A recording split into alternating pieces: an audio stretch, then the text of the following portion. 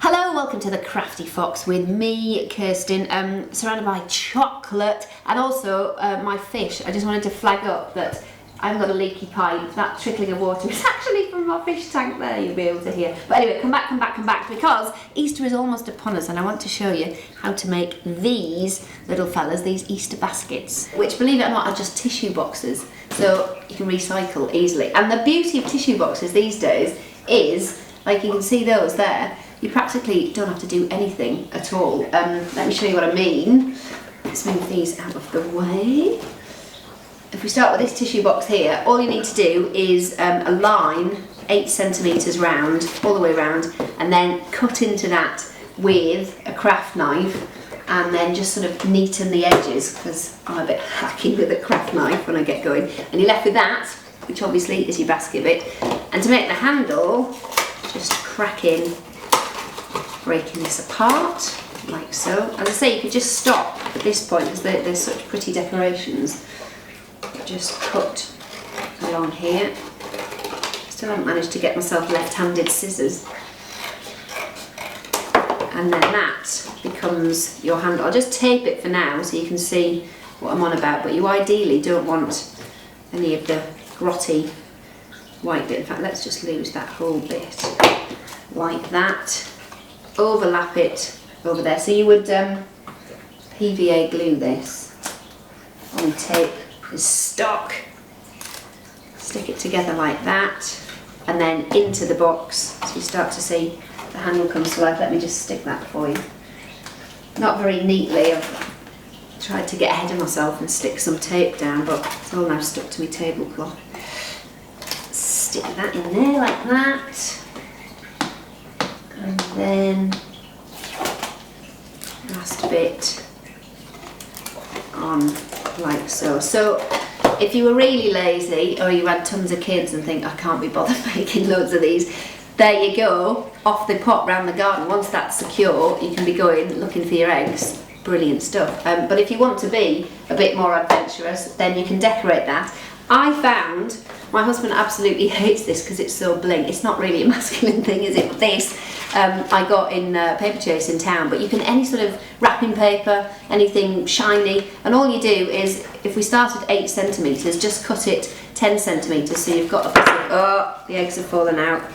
My rules, if they fall out, you eat them. So I'm going to crack on with this one.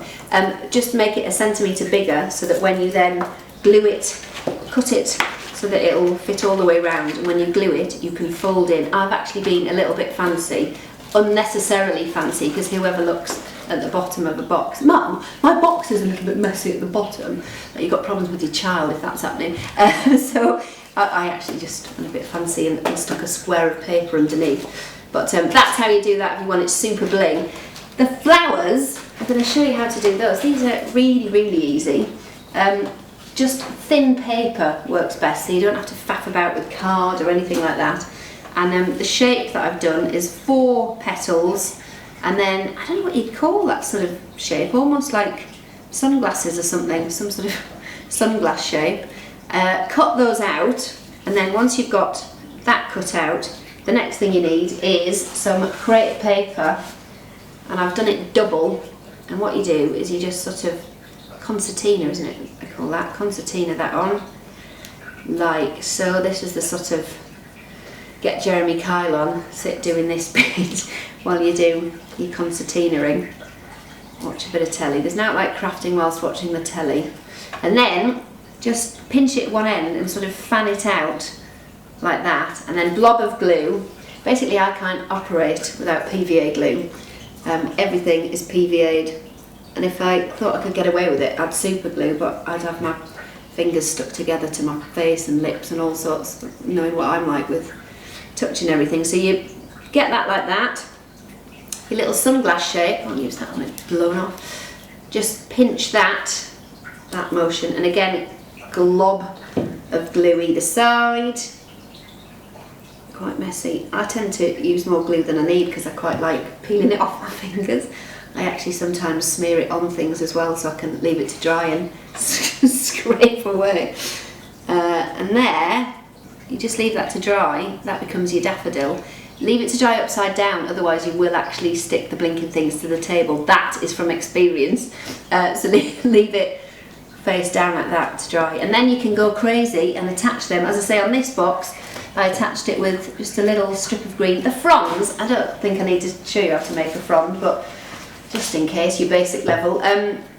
Jagged lines with a pencil, and then just sort of snip in with your scissors. It's quite a satisfying job to do this. Follow your own lines, snipping away all the way along. This strip, incidentally, I've measured it to the length of the box, and just to bring it to life when you've sort of gone along, I found doing 2 rows works quite well. I'm going to call that a smidgen of 3D. So that brings that to life. If you wanted to go bonkers and just buy a basket, and you can literally go daffodil crazy like I've done here, and start just sort of sticking them on all the way around. Have a daffodil festival on a basket. Job done, I think. So tissue boxes, easy. Enjoy your Easter. My son's 15 months old. He can't even eat chocolate, but I'm going to be out there doing this with him. It's all mine. Happy Easter.